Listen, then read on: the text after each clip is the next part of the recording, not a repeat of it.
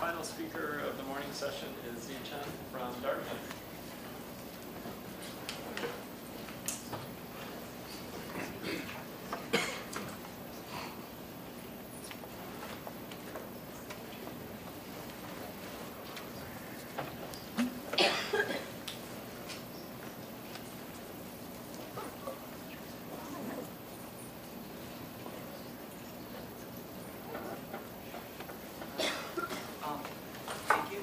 So today it's my great pleasure to talk to you about our work on rapid motion of the Venus flytrap and biomimetic structures. Is this working? No.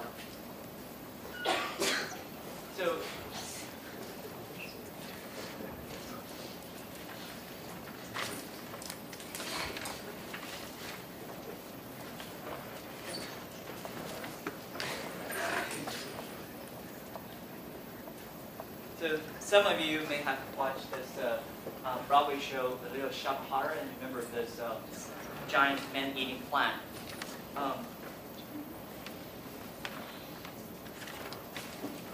Whether such plants exist on Earth is still under debate, but what do exist is this carnivorous plant called the Venus flytrap. So it's about lunchtime, and the question is, who is eating lunch?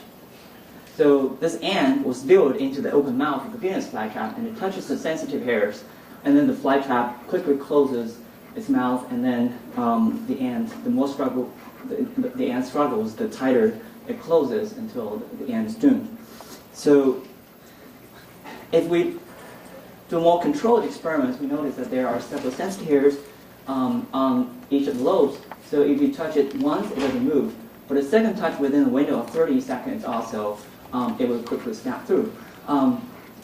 So this two-touch mechanism is a pretty smart mechanism that ensures that the plant doesn't waste energy in capturing unworthy food, such as winnowing fallen leaf or rock.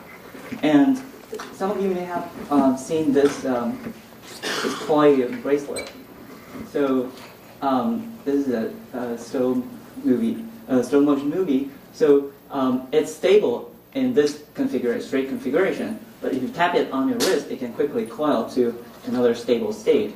So this is an example of multi-stable structures that have multiple stable configurations. Each can function in its own regime. And so such studies can help us understand the mechanisms underlying morphogenesis and mechanical sensation, or the adhesion patterns, or self-assembly and nanofabrication, and in morphing structures in aerospace engineering and in the design of stretchable electronics, artificial muscles, and drug delivery systems, robots. So for large deformation of shells, there have been previous theories such as Tim-Shingle plate theory, which assumes that the principal curvatures are constant, which is not always the case. There's also one common theory, which involves highly nonlinear differential equations, notoriously difficult to solve, and people have also used finite element methods, but it's difficult to find the transition point. So we need a more general theoretical framework. So we first did a series of tabletop experiments to investigate such bistable structures. So we pre-stretched two rubber sheets along perpendicular directions, and then we sandwich a swell sheet in between. So this bonded three-layer system, upon release, will deform into one of the following structures. So it's not surprising that it will become a saddle shape. So that's dictated by the nature of the driving force. What is interesting is that if we keep exactly the same driving forces, but we just change the dimensions, so if we make this piece wide enough or thin enough, then it starts to become a bistable structure. So before it was monostable, but now it has two stable states, just like the slap bracelet. So the question is why? And we keep exactly the same driving forces. Why? Just by changing the geometric parameters, then the system can transition from monostable to bistable. So we proposed a theory without going into the details. So we were able to quantify the energies related to bending and related to stretching. So the stretching energy term in particular is quadratic in the change of the Gauss curvature. And we can do energy minimization to find out the equilibrium shapes. And if we do a dimensional analysis, so if we compare the bending energy and the stretching energy, we come up with a dimensional parameter which has to do with the width and thickness and curvature, and we can show that this is the control parameter for bistability. So this is the geometric condition for bistability, is that this parameter goes beyond the threshold, and that occurs when the width exceeds the threshold, or when thickness is more than enough. And our results, theoretical predictions, agree pretty well with the experimental results from the Sharon's group, where they also use this theory to interpret the chiral opening of the chiral C pods.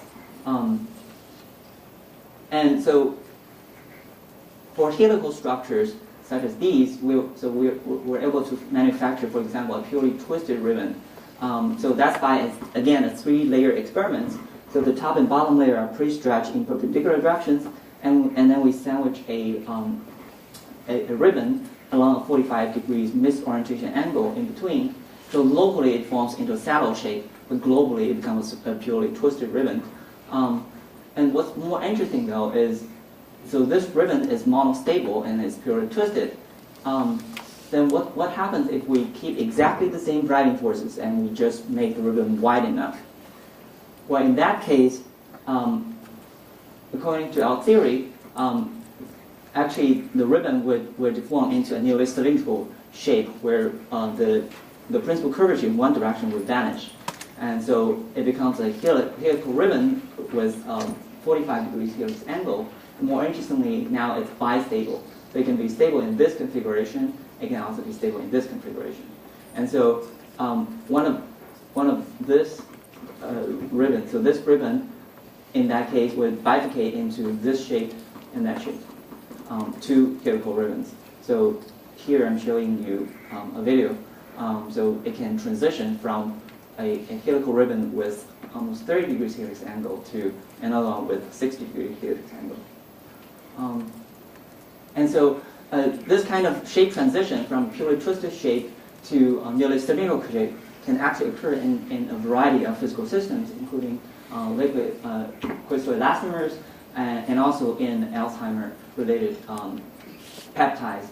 So we were able to predict such transitions and also simulate it using finite element method. So we just gradually increases the misfit or the surface tension, then the system can transition from a purely twisted shape to a cylindrical helical shape. Now let's get back to the rapid closure of the Venus flytrap. So there have been a few mechanisms proposed, including the rapid loss of turbo pressure and the irreversible acid-induced wall loosening. And Mahalavan's group have proposed a mechanical buckling theory to predict such behavior, and people have also used electrical charges to trigger the closure or closed mathematical models to model the dynamics. And you can look into a review article. And so we notice, however, the change of shape in the Venus flytrap is actually more closely resemble the change of shape in a toy popper. So it goes from a doubly curved shape with positive Gauss curvature to another doubly curved shape with positive Gauss curvature, just like in the toy popper. Whereas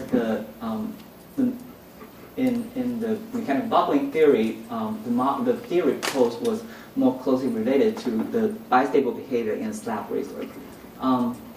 And so this is really showing how the popper works. So we inverted it and then wait for just a few seconds and it jumps.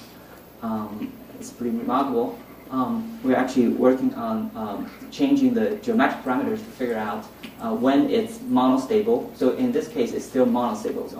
It has only one stable state. That's why it jumps. But in other cases, it can be bistable. It can stay in an inverted configuration. And back to the Venus flytrap, in our studies, we found there are other ways of triggering the closure of the Venus flytrap. So for example, without touching the sensitive hairs, we can deform with the bending moment just one lobe. So it becomes an asymmetric shape.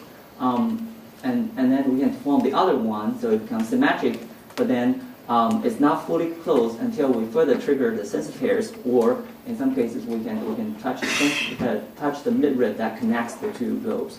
And we also, according to this, we build mechanical analogs that illustrate such definite nodes. And then we think there might be some secrets in the midrib, so we also did experiments in which we poke on the midrib. So we found that by 2 consecutive touches, we can also make it close. So without touching the sensitive hairs, use a needle to poke on the midrib. It's one touch, and it closes. And it also sometimes can close in an asymmetric fashion. We're also investigating why it can close asymmetrically. So based on principles learned from the flytrap, we can also design. Oops. Oh, this one's not there. Oh, okay. This is the funniest part. Oh, all right. So what you're supposed to say is that when we touch this structure once, it doesn't move, and it remains open. It deforms a little bit, but a second touch, it closes. Sorry, I had to transfer the file to this. Try again. Oh, okay. Come to me if you're interested. Yeah, because I'm using a memory stick now. So with that, I'd like to acknowledge my lab members who contributed to these studies, and also my collaborators. And I'd like to also briefly mention some of the ongoing works in our group. So we have been studying, so we've been able to manufacture bistable helical ribbons. And in this case, we found actually so we thought that 2 helix angle would add up to 90 degrees, but from the experimental measurements, it seemed not to be the case. So we're investigating this phenomena. And the reason I didn't bring it is that the edges are actually pretty sharp.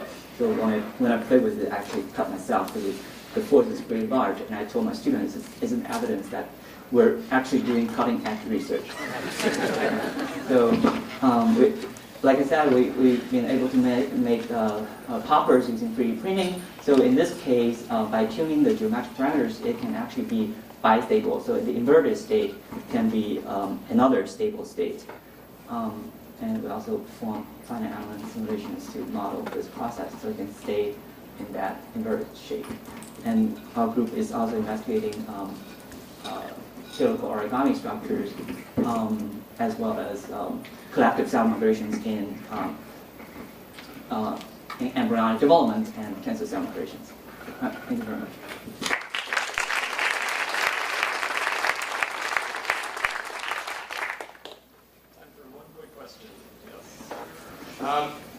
This two-tech phenomenon is probably not going to be only mechanical, right? So there must be probably something else that sets the time scale. Do you have any idea? So in the flytrap, so the researchers have suggested that the one touch would generate action potential, and so the action potential will decay with time. And then the second, before it decays too much, if there's a second touch, it will bump it up to over a threshold. And that would trigger the change of turbo pressure, opening of time channels, etc. So we'll need to end there. Let's thank all of the speakers from this morning.